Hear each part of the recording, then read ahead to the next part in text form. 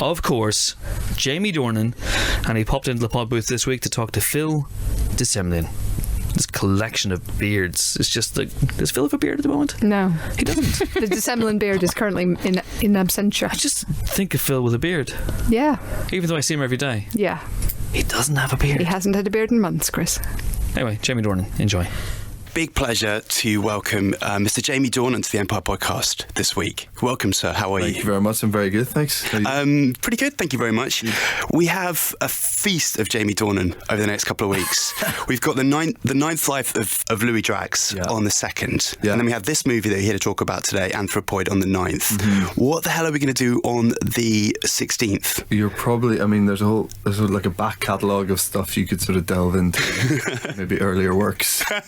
If we're suffering withdrawals. Yeah, exactly. No, I wouldn't bother doing that, to be honest. Is it a bit weird though to see, because I mean, I guess you're doing a bit of press for both films, and you've got your poster everywhere. Do you feel sort of suddenly ubiquitous again? It's funny. I've been sort of living in Gloucestershire for the last while. I mean, I've been away so much this year. I've been in Canada for a lot of it, but since we've been back in the UK, we've been sort of camped out in Gloucestershire. So I'm sort of unaware of it, blissfully so. I keep getting pictures sent to me by mates of mine, sort of, pretending to get their dicks out by my face and tube posters, and doing the finger to like my name on a poster in the tube. So I know it's I'm aware that it's out there and stuff. Right. It's nice to know that you're still loved. Yeah, it's great. That's what friends are for, that kind of, just unwavering support. Is that a new sort of poster-based treatment? No, I have to say, if I was in their position, I'd be doing exactly the same thing. I don't think I'd get my dick out like that, but... right. None of them actually did. There's one where they're sort of unzipping right by my face. Okay, great. Well, the 24-hour tube is going to open whole new possibilities for... It's quite exciting. Yeah. We're here to talk about Anthropoid today, which is a gripping and tough, it's a tough watch film about the couple of Czech resistance men who had parachuted into Prague in 1942 to assassinate Reinhard Heydrich, who's one of the sort of top Nazis. I know people are asking you, Anthropoid, it sounds like some sort of horror movie, some sort of beast that's crawled out of the primordial swamp, or a sci-fi. But do you know why they called it Anthropoid, the mission? Anthropoid is a Greek term for something like not a man. It's like something other than human. Oh, okay. And the operation was called Operation Anthropoid, because that's how they viewed Heydrich, because he was this subhuman evil being. But I have to go, when I was first sent it, just in the email, and it's like subject Anthropoid, I was like, oh really? I don't know if I don't feel like I'm in a sort of science fiction-y place right now. But then obviously started reading it and went, all right, okay. Did you think it was going to be one of those kind of From Dusk Till Dawn switcheroos where you're parachuted into Nazi-occupied Prague and then halfway through the creatures? I mean, look, I actually, by the way, you should pitch that to someone. That's a great idea for a movie. Well, I think they did that with Dead Snow, with Nazi zombies. Oh shit, yeah, I know what you mean, but I haven't seen that film. No.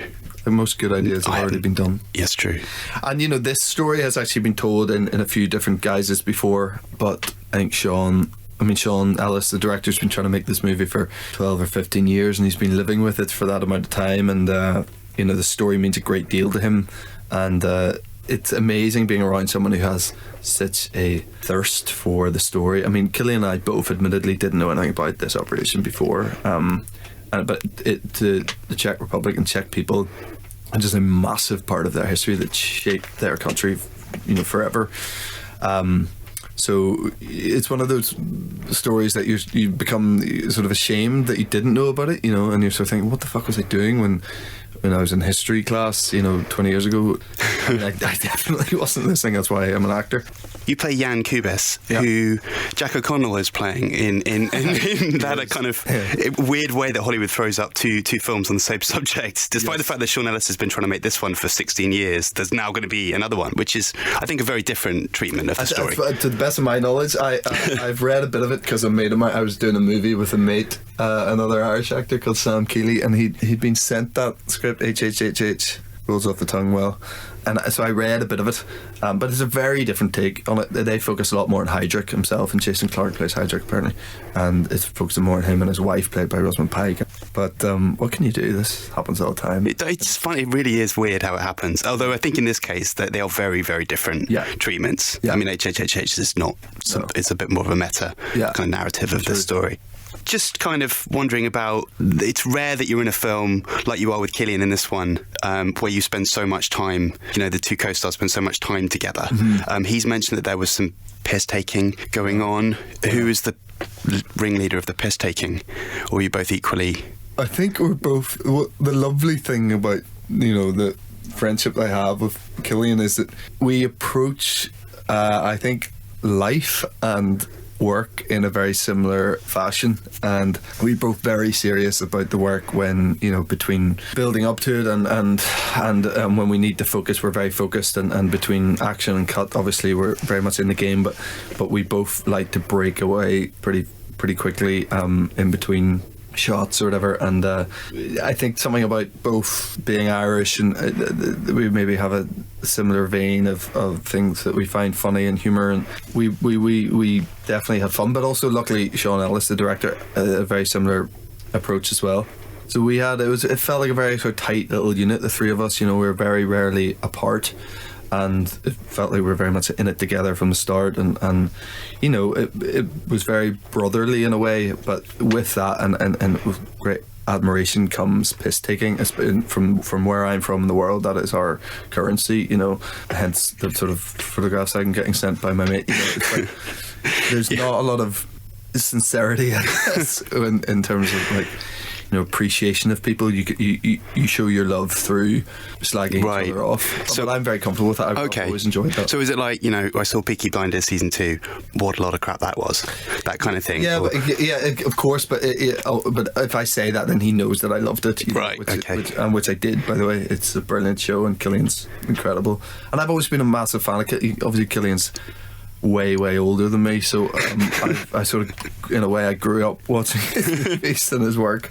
You shot in Prague. Mm-hmm. in a lot of the Berndorf Studios is incredible, historic, and recreated the church built by the Nazis, by the way. Berndorf Studios, built by the Nazis.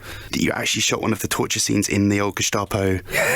Actually, the same room as. I mean, that must lend an extra sort of authenticity to what you're doing. I think that's invaluable, that having access to that.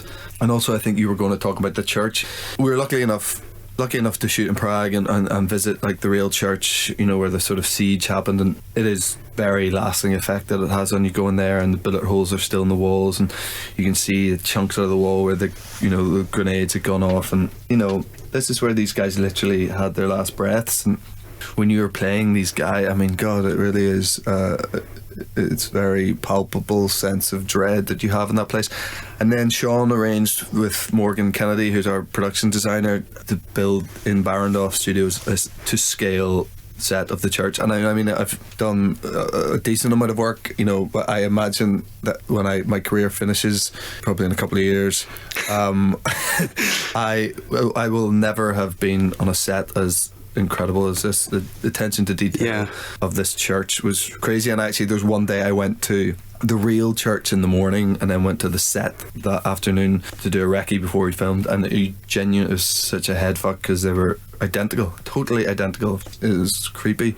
Some of the numbers on that church: 910 bags of concrete, 90 square metres of glass, 3,300 square metres of wooden boards just to rebuild that church. That's all. That's like all the concrete right there. Right. Yeah. Cillian and I. You had to bring your own clothes. In pints. You have The Fall, season 3, series 3. It's a great show. I've got to confess, when I finished, I'm aware that people listening may not have watched up to date at this point, season 2, but it didn't seem like your character had much more path to travel, should we say? I agree with you. He's an obdurate guy, I guess. Yeah, I get. Look, I think there's. There's a million different ways. There's not a million, but there's a couple of different ways that he could remain an active part of the story. So, without saying too much, he's definitely present. I think people know I've done the third series, so he definitely has a presence in the third series. And one of those ways is clearly zombie would be. He's a zombie, yeah. Sorry to ruin it for everyone who comes back as a zombie, and he's parachuted back in actually, and there's Nazis involved. In contrast with working with Cillian, you don't really spend a lot of screen time with Gillian Anderson in this so far. Very little. More in season 3, can you say? We definitely more than the first series, and yeah, no, there's some stuff there. There's some stuff there. But in the second series, as much as we don't get a huge amount of time together, we did get the big scene that happens in episode 6 of the second series, which is, I think it potentially is the longest scene in BBC television history. I think it ran at 16 minutes or something of just two people sat at a table talking. I think it was 12, 13, maybe 14 pages of dialogue. Wow. And I imagine it'll be the biggest scene I ever have to learn. So as much as we don't get that much screen time, just even one scene like that, you can learn so much from someone, and it was my most enjoyable day of work I think I've ever had, was just sat with her at a table all day, just at each other. Yeah, trying to outdo each other. I loved it. It's a great scene. It's your sort of De Niro Pacino heat moment, I guess, the two of you. Yeah. Who's she? I don't know what I just threw that analogy out. It's early for an analogy of that complexity. She's, I don't know. Yeah. I'm not sure. Good question. I guess she would be Al Pacino, wouldn't she? If she's going to say that. Yes.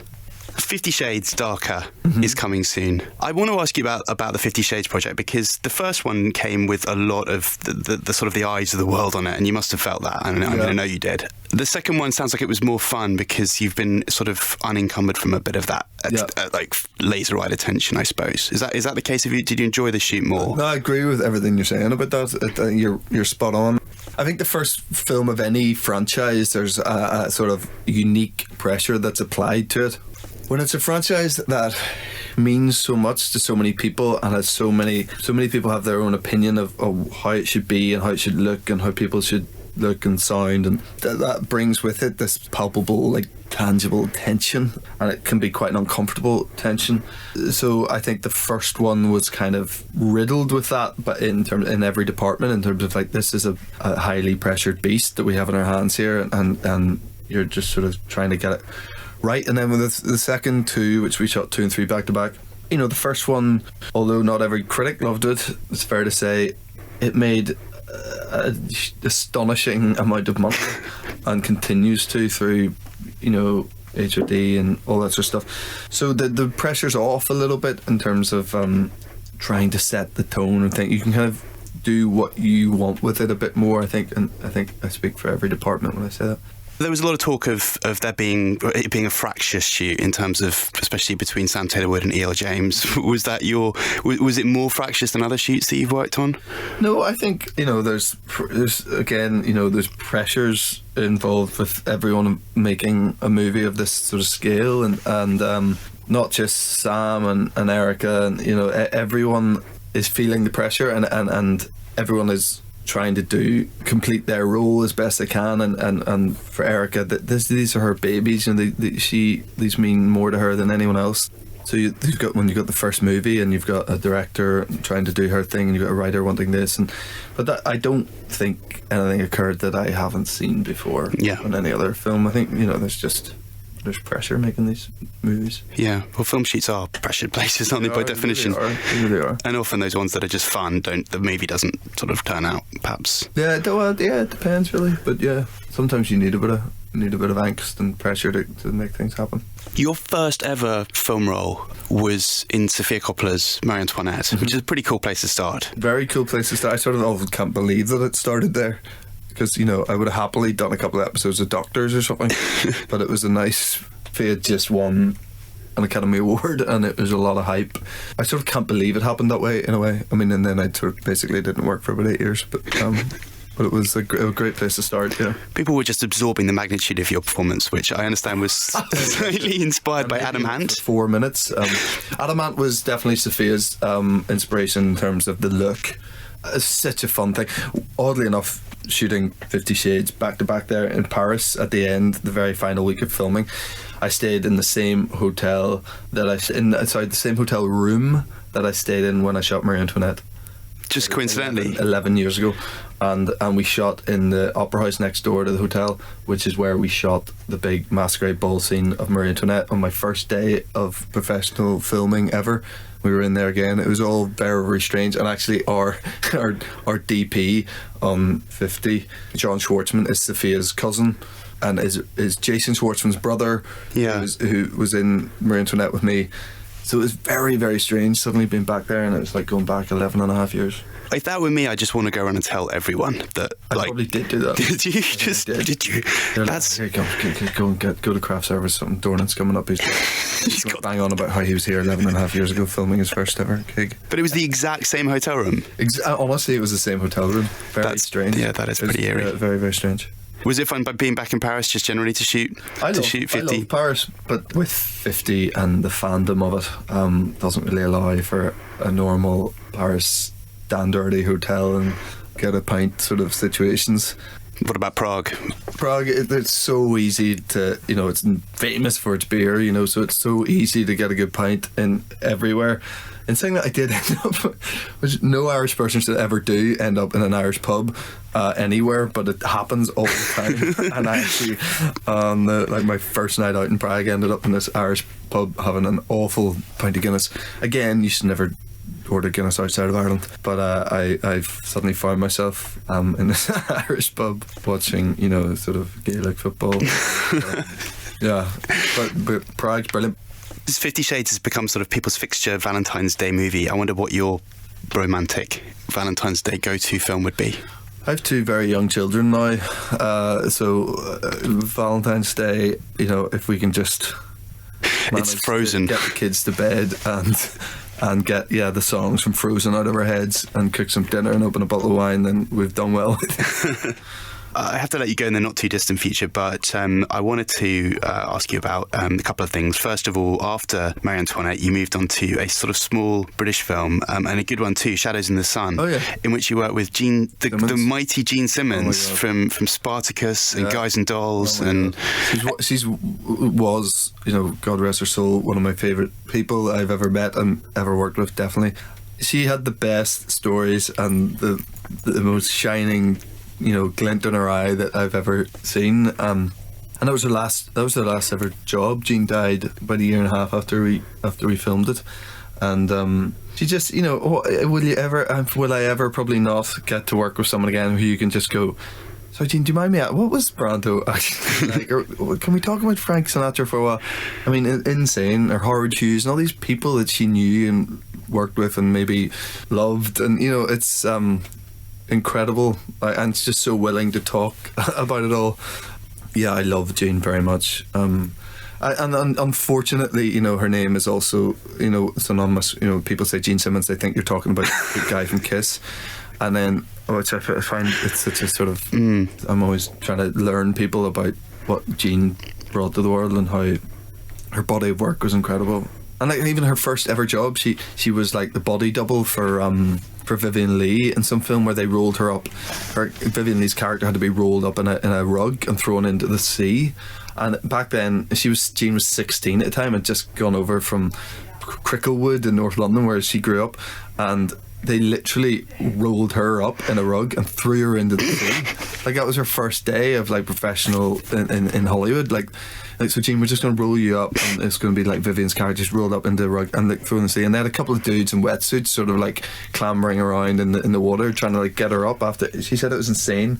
But then the next year after that, signed this like big picture deal with MGM or whoever it was, and did Spartacus the next year when she was like 17 or something like that, and got nominated for an Oscar. And then that was it. She was off. But a remarkable woman. I loved her very much. You have, obviously, we mentioned earlier, Louis Drax, which is an adaptation of a novel. It's sort of a psychological mystery thriller. Yeah, I think it's quite a hard novel and quite a hard movie to sort of just categorise very fast. It's a real melting pot of different genres, I think, which makes it kind of interesting. And you play a neurologist. I play a neurologist, yeah. So do you know more? Maverick, sort of slightly offbeat neurologist, not your everyday brain doctor, I guess. He's kind of a out there approach to modern medicine. And one more poster for your friends to deface was a Netflix show, Siege of Jadotville, which is a true story, isn't it? Yes, that's an incredibly true story. Again, that's an Irish story, and I didn't even know it, which is, you know, sacrilege probably. But it was unknown, and actually hoping that this movie sheds a lot of light. And already the boys of A Company, who were out there in the Congo and were involved in this sort of insane siege, are getting recognition. Those who are still left are finally getting some recognition for their efforts, because it was heroism on a level that's sort of unparalleled in terms of in Irish history, certainly. So there's a lot of me the next couple of months, I have to say. Yeah. You'll be getting some text messages, I imagine. Yeah. Jamie Dornan, it's been a real pleasure. Thank you so much for chatting to us on the Thanks Empire for having me. Podcast. Thank you. Let's talk